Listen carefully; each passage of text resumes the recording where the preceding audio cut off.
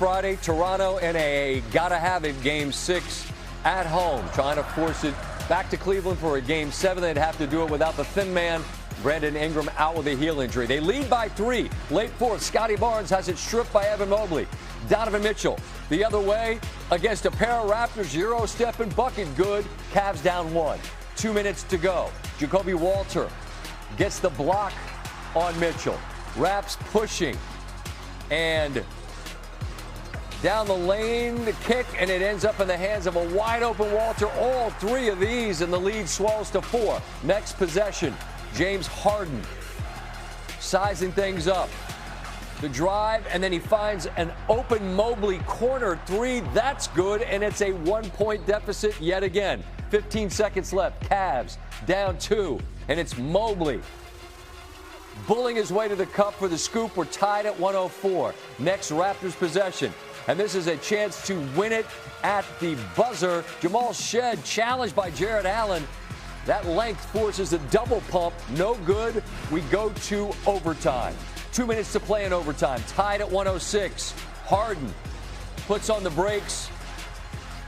Gets the roll. Cavs up 2. Next possession, it's Barnes. So impactful on both ends. Hits this with the offhand. We're tied at 108. Mitchell attacking with the scoop. Cavs up 2. Again, they win, and this series is done. 18 seconds remaining. Cavs up 1 after the Raps split. Free throws. Dennis Schroeder pressured in the backcourt. And it's out of bounds, and Mobley lost it. Turnover. It goes the other way. Toronto, clock winding down. RJ Barrett, back iron, straight up, bottoms. Barrett from 3 at Jurassic Park is euphoric. It's the Halliburton special. Back iron straight up and drops softly down. Dad loving it. Rowan Barrett loving what he sees from his son. Mitchell not pleased, but there's enough time for a look and a shot. And Mobley gets a clean look for the win, and it's just short. And Toronto, all of Canada, in fact, exhales. 24 from Barrett. They live to play another day. Woo! Best 2 words in the sport. Game 7, baby. Game 7. You Warriors. Unbelievable effort. Unbelievable.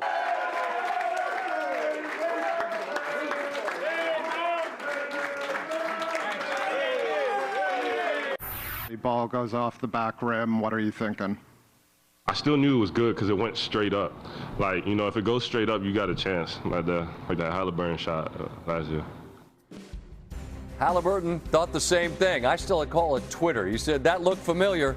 Very reminiscent of that shot in Game 1 of the Eastern Conference Finals last year in the Garden. The difference is Halliburton thought it was a 3 and it wasn't. This one was a 3. And, yeah, they didn't need to put 5 more minutes on the clock. It already was an overtime, I guess.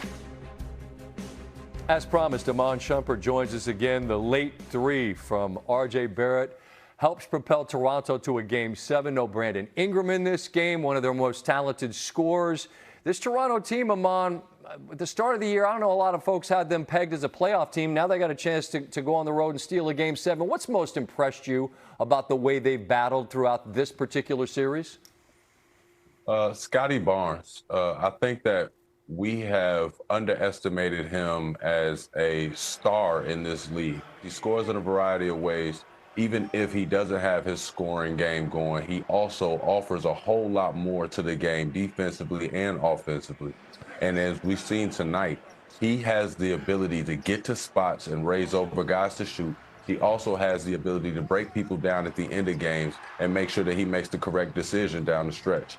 I was most impressed with him. I don't want to take away from RJ Barrett doing what he did. I know that he is a Toronto guy. So I was happy for him to get something done like that at home. I don't know what the Halliburton happened on that shot, but I am happy for them though. But I'm also eyes pointed at Donovan Mitchell and James Harden on this. Yeah, and that's where I wanted to close with this. You were a veteran of more than 80 playoff games, and there's some series where there's a pace and a flow, and maybe you kind of have a read on things. I got to tell you, I feel like I'm blind here. I don't know who to trust or what to believe in Game 7 because things have wildly pivoted back and forth. Is there a team or a player, Iman, that you feel like, I trust this, I know what I'll see Sunday one way or another? Well, the person I trust the most for the Cavs right now is Evan Mobley. For what he's been able to do for the Cavs, the little life that he has tried to breathe into them in times that they have gone into those cold spells where they can't score. I think that I can look for a big game and I can expect a big game out of him. I can also look to the other side and say Scotty Barnes will have a great game. Yeah, he's a willing defender as well. I think part of the reason that Cleveland struggled is because Barnes' appetite to play defense is at such a high level. Is this feel like a coin flip game to you? Like if Toronto won, would it be a shock to you? It wouldn't be a shock. I think it would be a little bit of a disappointment. I think that the Cavs are supposed to win this next game, and there will be a lot of pressure on that. I think that one of the things that came up toward the end was to see Toronto jump on the right hand of Donovan Mitchell and force him to go left for the rest of the game. It was nice to see them make that adjustment and say, you have to beat us going left, as well as on the other end saying, you are not going to take the night off. You will not get rest. Donovan Mitchell will have to buckle up and step it up for Game 7. Like a playoff vet, we had to battle through some technological challenges, but Iman fires up the Zoom to be with us here tonight on Sports. Because I just know somebody in the control room got our reaction to that. Yeah? Yeah, someone got show. Come on. Did they? Watch him be like a savant. Yeah! Yes. Not to ruin the surprise. Where's the camera? I didn't see the They're everywhere. We got like this watching the game of What you call? No, they're never. Hot mics, hot cameras at all times. That's the magic of it all. Yeah, this was such a back and forth game from start to finish. The Raptors have been without their point. You got it? He said, no. You want it? We'll give it to you right now. Me, half asleep. Caesar, are you okay?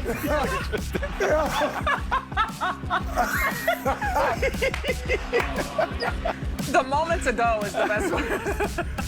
Oh, man, I love it. Joe came out for audio, and the I mean, it's just full audience reaction. Wow. But yeah, this one clearly keeping us on the edge of our seats all the way through overtimes. The Raptors have been without their point guard, Emmanuel Quickley, and tonight Brandon Ingram was out as well. Just how were the Raptors able to force a Game 7 when coming into the series, nobody really gave them a chance of being in this position? I mean, you got to give a lot of credit to the Raptors. I mean, Bobby Webster and when Masai was there, they figure out ways to just get players that no one expects. That's a good point. You know, Jacoby Walters and the young fella. Like, these kids, they're not coming in as, you know, lottery picks. They're coming in and they're putting the time and work in. And like I always said, in the playoffs, your role players win you games. And that was displayed tonight.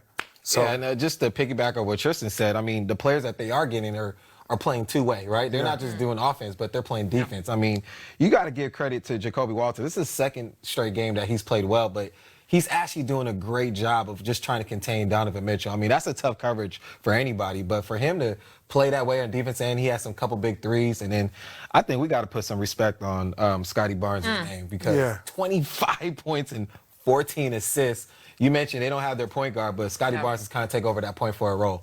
Yeah, I mean, he looked like the best player on the court tonight by far. Would you say go gadget? Go gadget. He's got the springs. He's playing slam ball. He's dunking everything. Like, literally, it looks like a man amongst boys. It looks like me playing with my kids in the backyard right now. That's how he's looking. So, I mean. How old are your kids again? 9 and 8. For context. Yeah, that makes sense. For context.